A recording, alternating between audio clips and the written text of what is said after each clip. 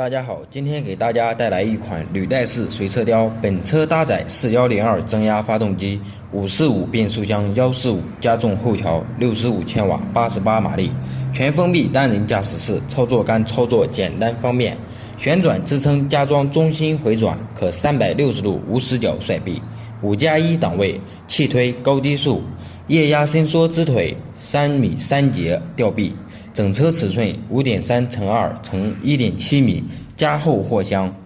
液压双顶致卸断气刹，搭配工程履带4×90×68节，可360度